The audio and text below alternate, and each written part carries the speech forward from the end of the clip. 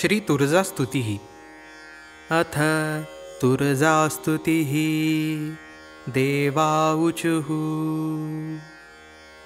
नमो नमस्ते स्तुत्र्यंबके शिवे, त्रैलोक्यं सन्त्राणकृतावतारे, त्रिविष्टपैरर्चितपादपीठे, त्रिधात्रिवेदाद्युपगीयमाने, गुणे स्त्रीभिर्लोहितशुल्ककृष्णे, उत्पत्तिसंस्था प्रलयानं करोषि।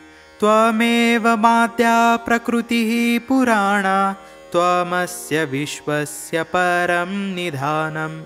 भूतेन्द्रियार्थास्त्रिविधाश्च लोके, यागादिकर्मेन्द्रियवृत्तयश्च, प्राणान्मनो बुद्धिरहं कृतिश्च, प्रज्ञा स्मृतिर्मोहविचेतना च, कोशाश्च चक्राणि च वायुमार्गा, मेधातवः सप्तविद्याश्च मातः।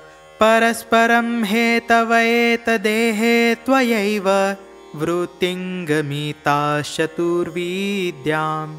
त्वं वै प्रसन्ना भुवि मुक्तिहेतुस्त्वया जगत्सर्वमिदं विराजते। त्वया विना किञ्चन नास्ति मातः, त्वं मुक्तिदात्री परमा मुनीनां।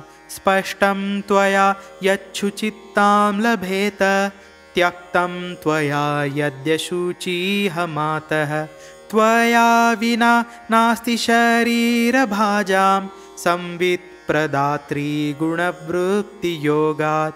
पूर्वं त्वया यत्परिपालितं जगत्, हत्वा सुरां शुम्भनिशुम्भमुख्यान्। इन्द्रोदयः स्वर्गपदे नियुक्ता, त्वमेव मातर्जगतोऽखिलस्य।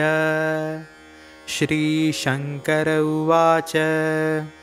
इति स्तुत्वा भगवती तुळजासिंहवाहिनी, पारिजातयुतैः पुष्पैः पूजयामासुरादरात्। इति श्रीस्कन्दपुराणे सह्याद्रिखण्डे तुळजामाहात्म्ये शङ्करवरिष्ठसंवादे देवकृता तुळजास्तुतिः समाप्ता। शुभं भवतु।